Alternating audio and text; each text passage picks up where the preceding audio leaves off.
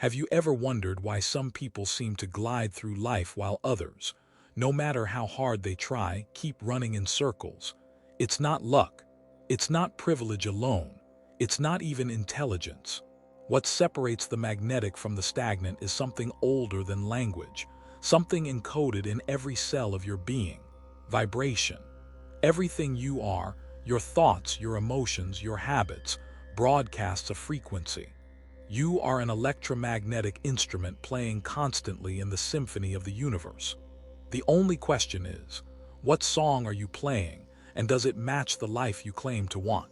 Most of us were never taught to listen to our own frequency. From childhood, we absorbed the static of fear, guilt, and scarcity. The grown-ups around us didn't mean to program us. They were simply repeating the frequencies they inherited. A worried parent paying bills in tension teaches, without words, that life equals struggle. A disappointed teacher instills the vibration of inadequacy. And so, before we could even name what reality was, reality had already been tuned for us. That is why effort without alignment feels like swimming against an invisible current. You can work twice as hard, read every success book, repeat affirmations until your throat is dry, and still nothing shifts, because the broadcast remains the same. You're asking the universe for abundance while transmitting lack. You're asking for love while vibrating fear of rejection. You're asking for clarity while dwelling in confusion. The field can only echo what it receives. Let's pause on that word field. Physics calls it the quantum field. Hermetic philosophy called it the all. It's the invisible ocean of potential in which every atom swims. The ancient teachers were not mystics babbling poetry.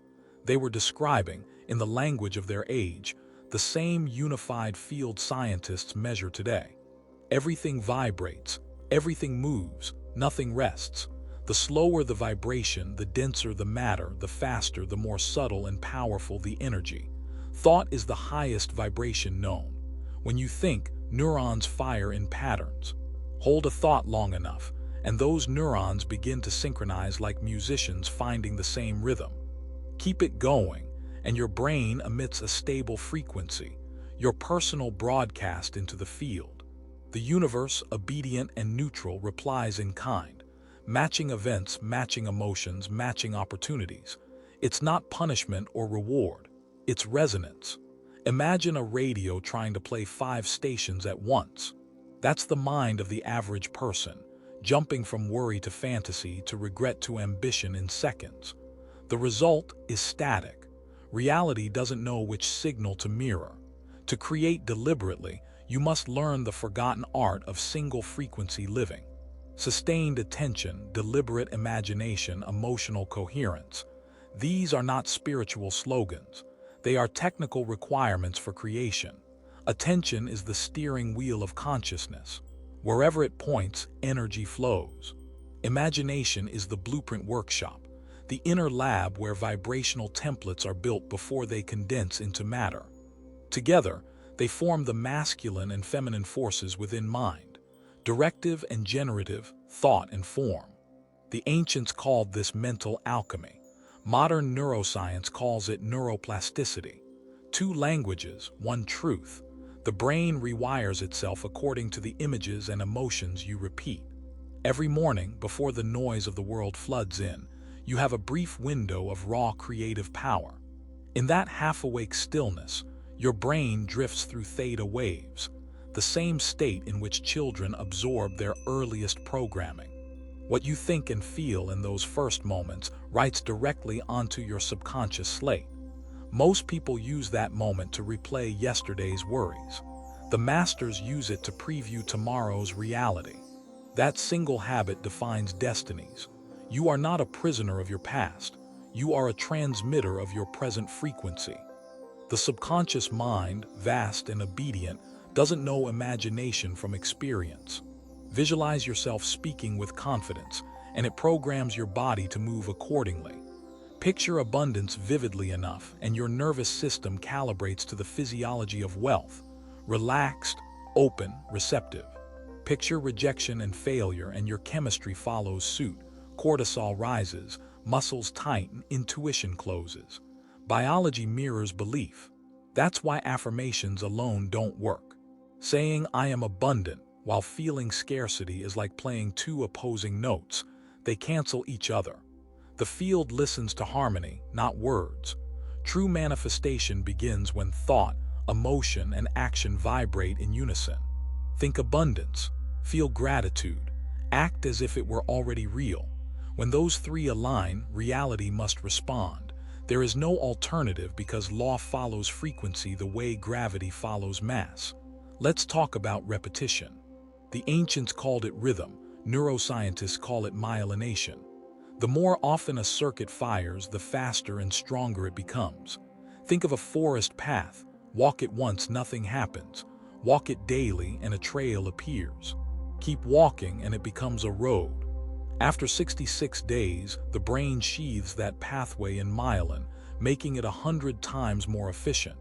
What began as conscious effort becomes automatic habit. That's how frequency stabilizes, through rhythmic rehearsal. And yet, change feels hard not because it's unnatural, but because the old frequency fights for survival. Your subconscious was wired for safety, not expansion. At 5 years old, avoiding risk kept you alive.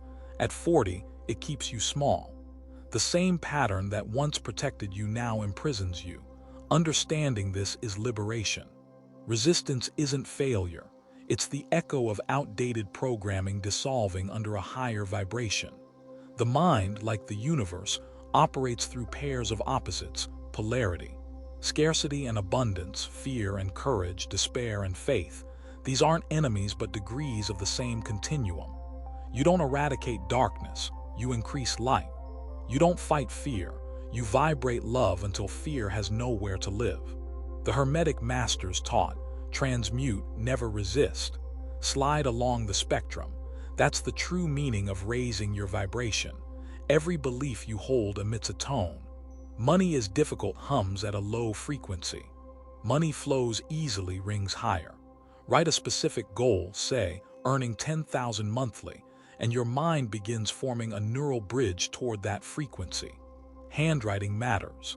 It engages motor, visual, and linguistic centers simultaneously, engraving the idea deeper than thought alone. The key is emotional coherence.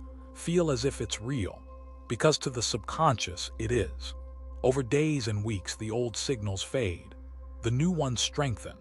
The external world starts bending subtly in your favor. Synchronicities, coincidences, sudden clarity. None of this is supernatural. It's feedback from the field acknowledging a new broadcast. Reality always listens. The universe is not ignoring you. It is obeying you perfectly without exception. If your life feels chaotic, it's because your vibration is chaotic. If it feels stagnant, your signal is weak. When your mind and heart finally sing the same note, creation becomes effortless. That is what the mystics called faith and the scientists call coherence. Two words for one phenomenon. Alignment. To understand how deep this runs, imagine your subconscious as the fertile soil of existence. Every thought you repeat is a seed. Every emotion waters it. Every action exposes it to light or shadow. Most people plant weeds by accident, thoughts of lack, fear, resentment, and then curse the harvest. But the soil never judges. It simply grows what it's given. That's why awareness is power. When you notice the thought, you can choose the seed. The human brain is not a fixed machine. It is a living garden of frequencies. Neurons that fire together wire together. Each morning of deliberate visualization, each night of thankful review, carves deeper grooves into your vibrational landscape. Soon, the new pattern becomes your default weather. You no longer try to believe, you just are. And that quiet just being radiates farther than any forced optimism ever could. Now let's look at cause and effect. Every result in your life, your income, your relationships, your health, is an effect. The cause is the frequency you sustain. Change must begin where the cause lives, in the invisible. Trying to fix externals while keeping the same vibration is like repainting rust.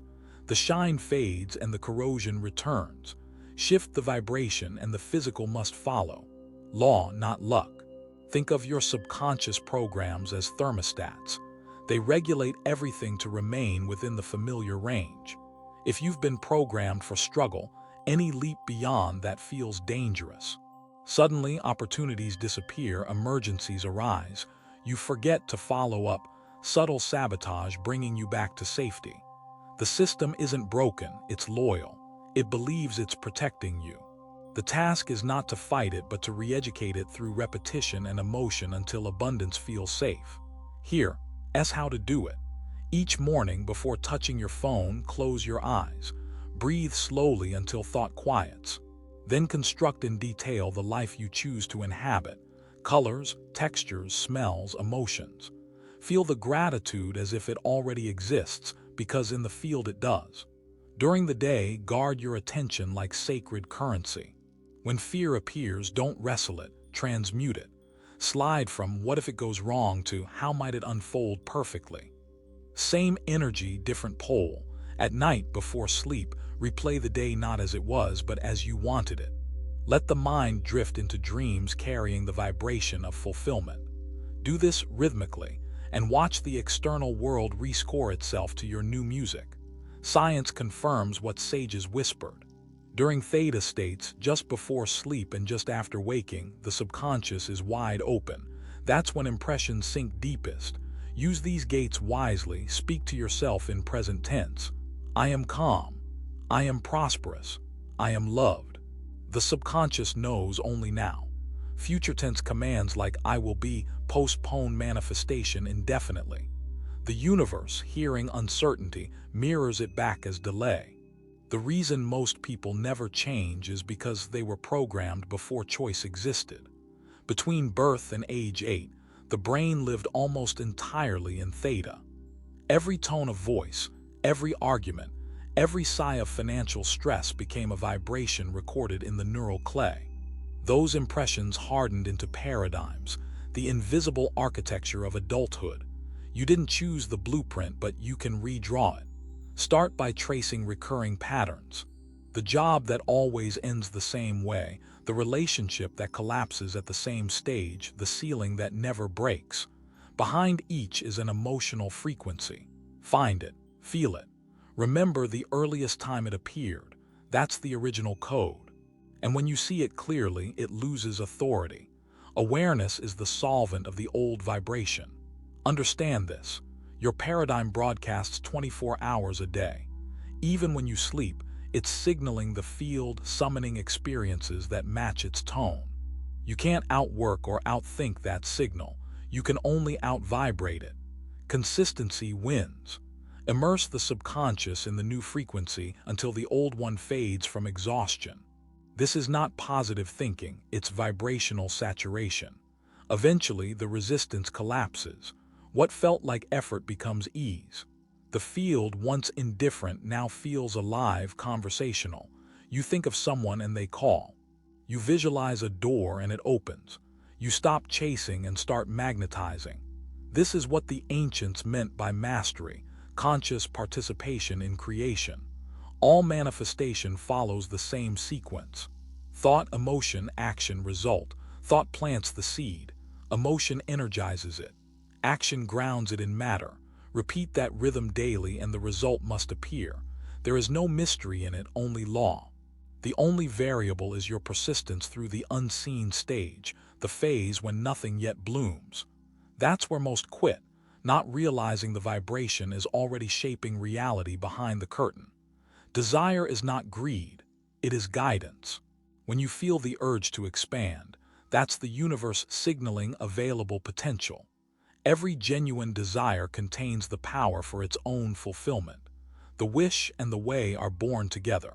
To deny desire is to deny the next octave of your vibration. Follow it, not blindly, but consciously, turning yearning into directed frequency. This is why dissatisfaction is holy. That restlessness you feel is your higher self knocking, saying, you're vibrating below your potential. Don't numb it. Listen. Align. The discomfort will fade not by suppression but by expression. As you raise your frequency, the old self dissolves like mist under sunlight. Morning, day, and night form the sacred triad of transformation. Morning, create; day, guard; night, rewrite.